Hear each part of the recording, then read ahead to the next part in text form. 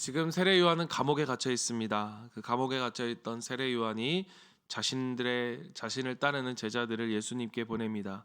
왜냐하면 묻기 위해서입니다. 무엇을 묻느냐? 오실 이가 당신입니까? 여러분, 이 질문이 참 좀 의아한 것이, 나는 저분의 신발끈도 맬 수 없는 자입니다. 그리고 몇 번이나 예수님을 자신 있게 소개하던 그러한 세례 요한이 왜 이런 질문을 하고 있을까?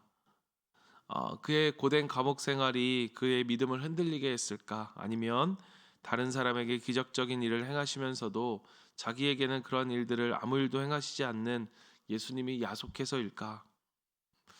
아마도 감옥에 있던 요한에게 들리던 예수님의 행적이 그가 기대했던 메시아의 어떠한 모습과는 좀 차이가 있었던 것 같습니다.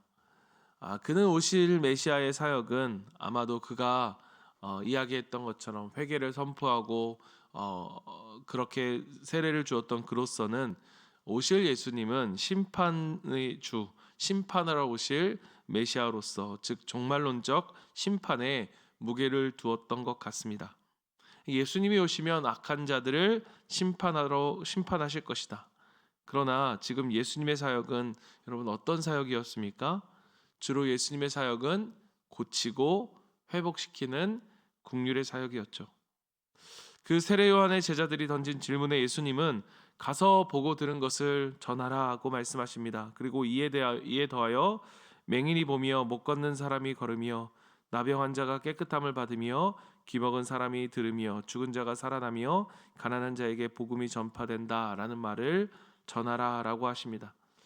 오늘 우리가 성경을 잘 보면 알겠지만 사실 이 모든 예수님의 말씀은 이사야 선지자의 예언의 성취로서 예수님께서 이 예언이 성취되고 있는 것이다라고 말씀하고 계신 것입니다. 사실 우리가 알아야 할 것은 이 이사야 선지자가 메시아에 대한 이 모든 예언은 육체적인 고침만을 말하는 것, 그 회복만을 말하는 것이 아니었습니다. 어떤 맥락에서 나오느냐? 이렇게 맹인과 같다. 이 맹인과 같다는 것은 영적인 맹인과 같고 영적인 귀머거리 같은 이들에게 눈을 여시고 그들의 무지함과 완악함을 고치시는 것. 그것을 이사야 선지자는 이야기를 했고 예수님은 이 이사야 선지자의 예언을 인용하심을 통해서 예수님은 이 일을 통해 지금 내가 하는 일은 단지 눈에 보이는 것처럼 그들의 눈을 떠주고 그들의 아픔을 고쳐주는 것이 아니라 이것을 통해서 그들의 어두운 영적인 눈을 뜨게 하는 것이고 그로 하여금 무지함을 고치시고 그 영혼을 고치시는 일을 내가 하고 있다라고 하는 것을 말씀하고 계신 것입니다. 오늘 이 문맥을 통해서 이 말씀을 통해서 우리는 무엇을 깨달을 수 있을까? 사랑하는 성도 여러분, 우리는 하나님만이 참신이시며 여러분 우리가 하나님이 우리의 구주가 되시고 하나님이 우리의 삶의 주인이 되신다라고 하는 것을 우리가 어떻게 알 수 있습니까? 만약 그것이 병든 자를 고치고 기적을 베푸는 일이다. 그것만이다라고 한다면 여러분 당연히 우리 주님은 그거 하실 수 있겠죠. 그러나 여러분 그 일은 주님만이 하시는 일은 아닐 것입니다. 의사도 할 수 있겠고 종종 우리는 병 고침의 기적을 다른 종교들의 그러한 모습을 통해서도 우리는 보게 됩니다. 그렇다면 주님만이 하실 수 있고 주님만이 참된 구주로서 우리에게 진짜 하고자 하는 일은 무엇일까? 바로 우리의 무지함. 성경이 말하는 것처럼 하나님을 깨닫는 자도 없고 그래서 하나님을 찾는 자도 없는 철저하게 죄악 가운데 있는 이 우리의 죄악됨을 깨닫게 하시고 우리의 영혼을 살리시는 일, 그 일은 누구만?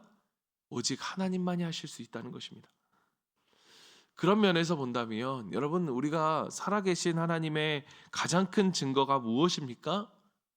사실 하나님이 살아계시다라고 했을 때 가장 큰 증거는 바로 저와 여러분, 우리입니다. 도저히 하나님을 알 수도 없고 하나님을 깨달을 수도 없는 우리가 우리의 죄를 깨닫고 주님을 온전히 믿고 구원에 이르는 그 믿음을 주신 은혜, 여러분 이것이 바로 하나님이 살아계신 증거이고 오늘도 그 살아계신 하나님만이 하실 수 있는 참 유일하신 하나님이심을 드러내는 확실한 증거가 바로 이것인 것입니다. 사랑하는 성도 여러분, 오늘도 우리의 영혼을 고치시고 새롭게 하시고 살리시는 그 하나님만이 하시는 놀라운 은혜의 역사가 우리와 또 여전히 우리 가운데 하나님을 의심하는 우리의 자녀들, 또 믿지 않는 우리의 가족들, 그리고 우리가 사랑하고 섬기는 그러한 VIP들 가운데 이러한 은혜의 역사가 있기를 간절히 기도합니다. 살아계신 하나님께서 이 일을 반드시 행하실 것입니다. 그 일에 동참한다는 것은 무엇보다 바로 이 일에 동참한다는 것이죠. 세례 요한이 제자를 보내어 예수님께 질문을 한 후 예수님은 세례 요한에 대해서 말씀하십니다. 수많은 사람들이 광야로 몰려갔습니다. 그런데 그중 일부만이 선지자를 보기 위해 나갔다라고 말씀하십니다.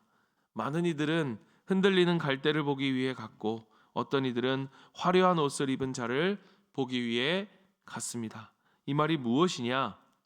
지금 그들이 광야에 간 목적이 잘못됐다는 거예요. 여자가 낳은 자 중에 더 큰 사람이 없다고 예수님은 그렇게 세례 요한을 이야기하시죠. 여러분, 이 세례 요한이 무엇을 하기 위해 지금 광야에 갔습니까? 말라기 선지자의 예언처럼 그는 자신의 말처럼 메시아의 오실 길을 준비하는 선지자였습니다. 그렇다면 그들이 광야에서 보아야 했던 것은 무엇입니까? 선지자였죠. 흔들리는 갈대도 화려한 옷을 입은 사람도 아니요 선지자였습니다. 그러나 여러분, 세례 요한이 가르치는 그 손가락만을 보아서는 안 된다는 것입니다. 무엇을 보아야 합니까? 그 세례 요한의 손가락이 가리키는 것을 보아야죠. 그게 무엇입니까? 바로 예수님이라는 것입니다. 사랑하는 성도 여러분, 우리의 신앙이 무엇이냐? 우리의 신앙이 무엇이 되어서는 안 되는가 하면 세례 요한의 손가락만을 바라보는 신앙이 되어서는 안 된다라는 거예요. 그 손가락이 가리키는 것, 바로 예수 그리스도가 우리의 유일한 믿음과 신앙의 삶의 목적이 되어야 한다는 것입니다. 여러분, 하나님이 우리에게 주실 수 있습니다. 물질도 주실 수 있고 건강도 주실 수 있고 세상적 성공도 주실 수 있습니다. 그래서 욥이 이렇게 고백하잖아요. 나에게 주시는 이도 오직 하나님이시고. 여러분, 하나님 우리에게 주실 수 있어요. 그래서 우리가 하나님께 구할 수도 있고 바랄 수도 있습니다. 그러나 중요한 것은 그것이 우리의 궁극적인 목적이 되어서는 안 된다는 거예요. 그 모든 은혜가 하나님이 우리에게 그것을 주신다면 그 모든 은혜가 가리키는 것이 무엇입니까? 바로 예수 그리스도. 예수 그리스도만이 우리의 믿음과 삶의 목적이 되어야 한다는 것입니다. 사랑하는 성도 여러분, 오늘 이 아침에 오늘 이 말씀을 통해 하나님 우리에게 묻고 계십니다. 여러분, 우리는 무엇을 위해 신앙생활을 하고 있습니까? 너는 무엇을 위해 광야에 갔냐라고 물어보는 그들에게처럼 오늘 우리는 무엇을 위해 예수님을 믿고 무엇을 위해 신앙생활을 하고 있습니까? 우리의 영혼을 새롭게 하며 우리를 구원하신 하나님의 사랑에 대한 감격과 사랑, 여러분, 우리가 그분을 기쁘시게 하는 삶이 우리의 신앙생활의 목적이고 이유고 우리가 살아가는 삶의 목적이 되어야 하는 것입니다. 그러한 삶을 살 때 여러분, 우리가 어떠한 삶을 살게 될까? 바로 그 다음 29절부터 35절이 그 말씀이 그것을 보여준다고 저는 생각합니다. 예수님이 삶의 목적이 되어지지 않고 그 선지자만을 바라보면서 자신의 의와 자신의 명예와 성공만이 유일한 삶의 목적이 되어버린, 그래서 실체가 왔음에도 그 실체를 깨닫지 못하는 그러한 종교인이 되어버린 바리새인과 율법교사들은 회개의 복음을 전하는, 그 회개의 복음을 몸으로 살면서 몸으로 전하는, 삶으로 전하는 세례 요한에 대해서는 뭐라고 이야기합니까? 귀신 들렸다라고 이야기합니다. 또 기쁨의 복음을 몸으로 살면서 삶으로 전하는 예수님을 향해서 뭐라고 이야기합니까? 먹기를 탐하는 죄인의 친구라고 이야기합니다. 그들은 슬퍼하는 사람과 함께 애통하지도 않고 기뻐하는 친구와 사람과 함께 춤출 줄도 모르는 사람이었습니다.